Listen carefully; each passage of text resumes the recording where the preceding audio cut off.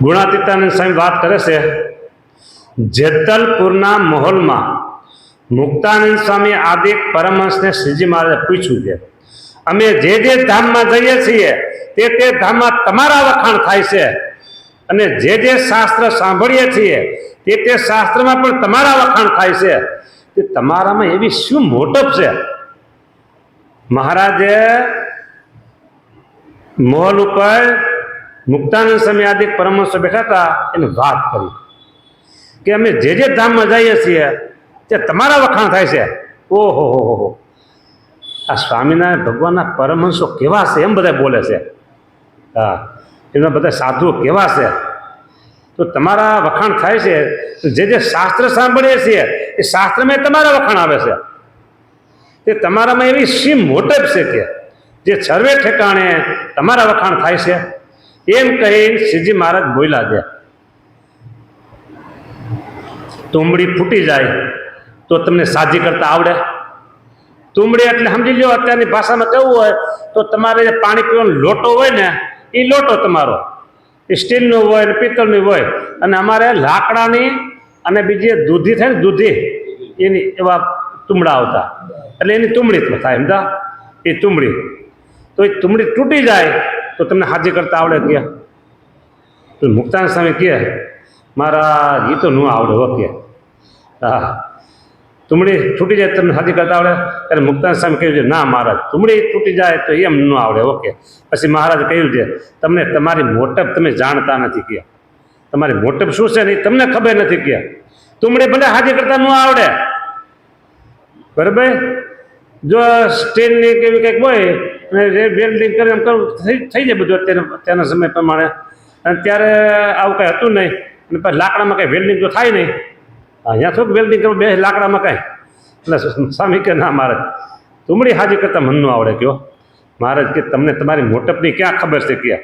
એમ કહીને પછી મહારાજ કે લ્યો, તમારી મોટપને અમે કહીએ છીએ જે આ 50 કરોડ યોજન પૃથ્વી છે. ગણતરી કરતા જો આવડે તો 50 યોજન, એક યોજન બરાબર 12 કિલોમીટર થાય. એક યોજન, યોજન જોજન બરાબર 12 કિલોમીટર થાય. બાકીનો હિસાબ તમે કરજો પછી. એટલા 50 કરોડ યોજન પૃથ્વી છે. આ 50 યોજન કરોડ, હા જોજો, એટલી તો આ પૃથ્વી છે. અને તેથી 10 ગણું જળ છે. ઓહો હો હો હો, પૃથ્વી કરતા પાણી 10 ગણું વધારે, અને તેથી 10 ગણું તેજ. પાણી 10 ગણું વધારે, એનાથી 10 ગણું તો તેજ છે વધારે, બોલો. અને તેથી 10 ગણો વાયુ વધારે છે. ઓહો, આમાં હવે બુદ્ધિ કામ નહીં લાગે કોઈની. હા, 10 ગણો વાયુ છે, અને તેથી 10 ગણો આકાશ જે ખાલી, બરાબર? 10 ગણો આકાશ છે, અને તેથી 10 ગણો અહંકાર. હું આપણે બધું કહીએ છીએ ને, એ આટલો મોટો છે. વિચાર કરો, એ બધું હંકેલી હંકેલી હંકેલી હંકેલી હંકેલી હંકેલી આમ બેવડો બેવડો બેવડો બેવડો કરે, આવડો કરી હૃદયમાં નાખી દીધો. હવે કરો જલસા બધા. એ અહંકારને હૃદયમાં નાખી દીધો. હવે જલસા કરો કે બસ મારા જેવો તો કોઈ નહીં. હું આમ, હું આમ, હું, એ બધો અહંકાર, બરાબર? એવો 10 ગણો તો અહંકાર છે, અને તેથી 10 ગણું મહતત્વ, અને તેથી અનંત ગણી પ્રકૃતિઓ. ઓહો, માયા અનંત ગણી. હવે ક્યાં આ પૃથ્વી, અને ક્યાં 10 ગણું 10 ગણું 10 ગણું 10 ગણું, પછી કે અનંત ગણી પ્રકૃતિ. હવે આમાં કોઈનું કોમ્પ્યુટર કામ ન કરે. અનંત ગણી પ્રકૃતિ અને પુરુષ છે, તેથી અનંત ગણું અક્ષરધામ. ઓહો હો હો હો હો હો હો હો, થાકી જાય. ઓહો બોલતાય, ઓહો બોલતા થાકી જાય આપણે. અનંત ગણું અક્ષરધામ છે, અને તે ધામમાંથી સાંભળજો હવે, તે ધામમાંથી લાખ મણ લોઢાનો ગોળો પડતો મૂકીએ, તે વાયુને લેરખે ઘસાતો ઘસાતો ઘસાતો ઘસાતો ઘસાતો પૃથ્વી ઉપર આવે, ત્યારે રજ ભેગો રજ થયો. કોઈને ખબર ન પડે કે અક્ષરધામ ગોળો આવ્યો ને આપણી માથે પડ્યો, એવું કોઈ ન થાય. ઓલા ઘણી ખેલ કહે છે ને, ગ્રહ છૂટો પડ્યો છે, પૃથ્વી પડશે, વિજ્ઞાની વાળા જાહેરાત કરે, ઓલા કે અહીંયા પડશે, અહીંયા પડશે, અહીંયા પડશે. પછી કે ચિંતા કરતા નહીં, એને સમુદ્રમાં જવા દેવું કે. હા, જો આ વાયુને લેખે ઘસાતો ઘસાતો આવે તે રદ ભેગો રદ થઈ જાય. એટલે છેટે અક્ષરધામ છે. અક્ષરધામ આગો અબજો જોજાર, એ પાંખો વિનાના કેમ પહોંચશો. હા, કાલે જ ગાયું હતું, પરમદી ગાયું હતું. હા, પરમદી. બરાબર. હા,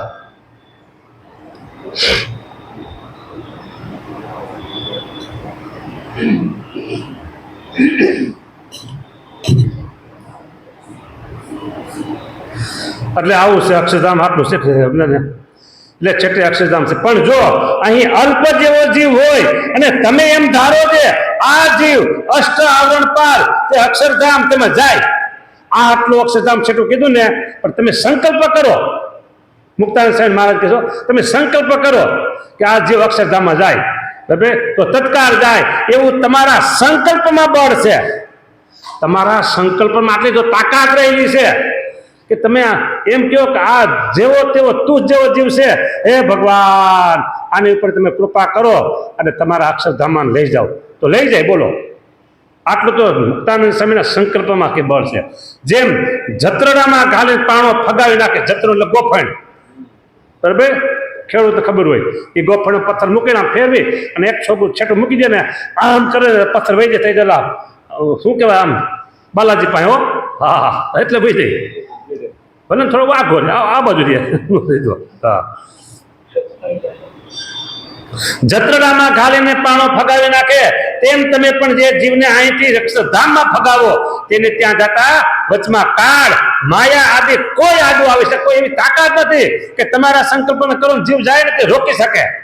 હા, કોઈ આડું ન આવી શકે. કયો એવું તમારા કાંડામાં બળ છે, પણ તમે તમારી મોટપને જાણતા નથી સ્વામી. તમારી મોટપને તમે જાણતા નથી. કયો વળી તમે જેવા જે સંત, સાંભળો, મહારાજ કહે છે મુક્તાનંદ સ્વામીને, આ ક્યાં વાત કરે છે? જેતલપુરમાં, મોલ ઉપર.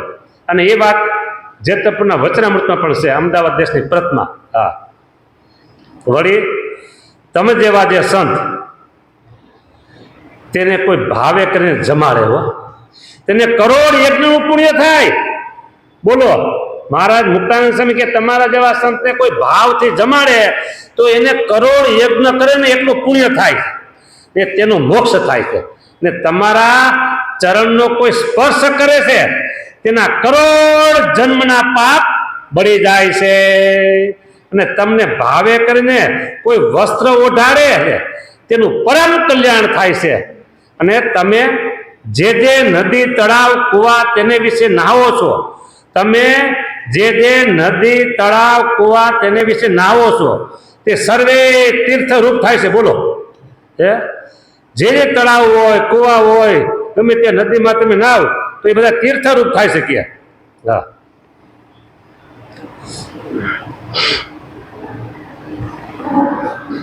અને તમે જે વૃક્ષ તળે બેઠા હો ને જે વૃક્ષનું ફળ જીમાવો તે સર્વેનું રૂડું થાય છે.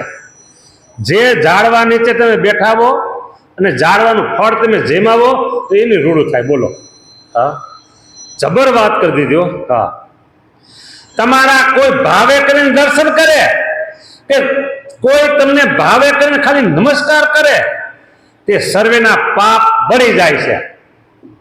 ભાવે કરીને તમને કોઈ નમસ્કાર કરે કે ભાવે કરીને તમારા કોઈ દર્શન કરે તેના પાપ બધા બળી જાય છે.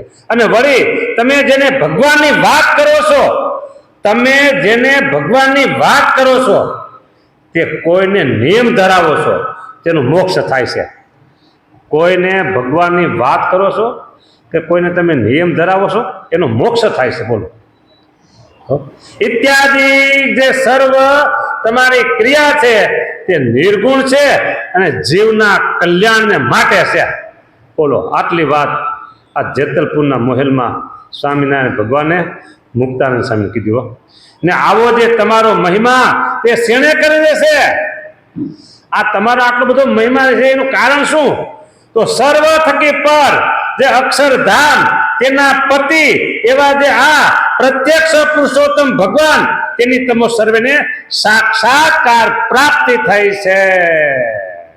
લ્યો, એવા પ્રત્યક્ષ પુરુષોત્તમ કોણ? હું છું એમ નથી કહેતા. હા હા, તમે સામે બેઠો જોઈ કે ને તે પુરુષોત્તમનો તમારે દઢ આશરો થયો છે ને તે પુરુષોત્તમ આ તમારી સભામાં આવીને બેઠા છે.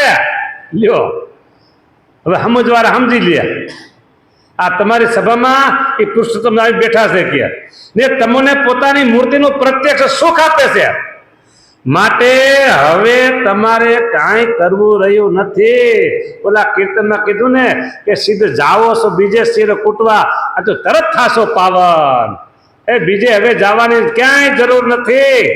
જાને જેવી સાંભળજો, જેવી અક્ષરધામના મુક્તને પુરુષોત્તમ ભગવાનના સુખની પ્રાપ્તિ છે. સાંભળો સાંભળો,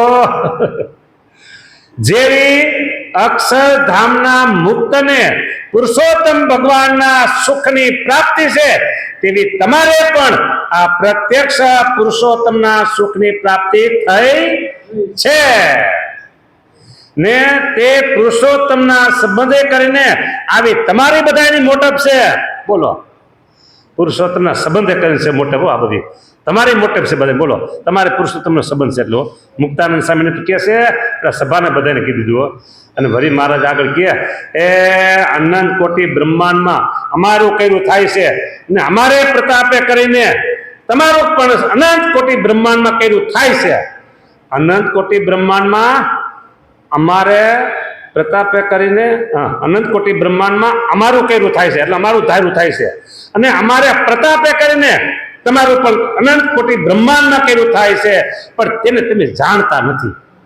થાય તો છે હો. હા, તે આવા અસમર્થ રાખ્યા તેનું શું કારણ? આવા અસમર્થ રાખ્યા, ધાર્યું તમારે થાય છે પણ છતાં અસમર્થ, સમર્થ નહીં, અસમર્થ રાખ્યા એનું કારણ શું? હા, તો આ પ્રત્યક્ષ ભગવાનનું સુખ લેવાને અર્થે તમારું સામર્થ્ય અમે રૂંધી રાખ્યું છે. તમને ખબર પડવા દેતા નથી હો. ને જેવું તમારું સામર્થ્ય છે તેવું જો હું દેખાડું તો તમારે આ લોકમાં કોઈની ગણતરી આવે નહીં, કોઈની ગણના ન રહ્યો. એટલે તમે તમારું એ સામર્થ્ય છે ને અમે દેખાડતા નથી. મહારાજે ગઢપુરમાં શરદપુરનો ઉત્સવ કર્યો અને બધા સંતોને પછી પોતાના પૂર્વનું રૂપ દેખાડ્યા. સંતો કે બસ મહારાજ આમ નામ રહેવા દો, કે મહારાજ આમ કે ન રખાય. કોક તું જ જેવો જીવ હોય અને તમારું અપમાન કરે અને તમે જે શાપ દીધો તો એ બિચાર શું થાય કે એટલે તમને આવા નિર્માણ કરી રાખ્યા છે. ઓકે, બાકી તમારા બધામાં સામર્થ્ય તો આખા એક બ્રહ્માંડ લઈને ઉડી જાવ ને એટલું તમારા બધામાં સામર્થ્ય છે. ઓકે, હા, એટલે દેખાડતા નથી પણ છે ખરું. તો તમારે આ લોકમાં કોઈની ગણતી થાય આવે નહીં, તેને કરીને કોઈ જીવનું કલ્યાણ પણ થાય નહીં પાસે. માટે નિર્ભય થઈને પ્રત્યક્ષ પુરુષોત્તમનું સ્મરણ કરજો, પણ આ લોકના દુઃખે કરીને દુઃખ પામશો નહીં. આ બધું જ તમારું સામર્થ્ય તો છે, પણ તમારા દ્વારા આનંદ જીવના કલ્યાણ કરવા છે. અને તમને આવા બધા મોટા જેવા છો એવા બતાવી દે ને પછી તમારે કોઈની ગણના ન રહીએ અને તમે સાપ આપી દો અને ક્યાંક રાજી થઈ ગયા હોય તો કે જા તને ફલાણું રાજ્ય મળી જાય તો શું કરવું પછી? આ બીજા રાજ્ય વહી જાય તો રાજ્ય મળી જાય કે એટલે આ બધું સામર્થ્ય છે ને તમારું છુપાવી રાખ્યું છે કે હો. હા, આવી વાતું છે. બોલો, સારું, હવે પૂરું કરશું ને. જય સ્વામિનારાયણ. શ્રીપતિ શ્રીધરમ સર્વદેવેશ્વરમ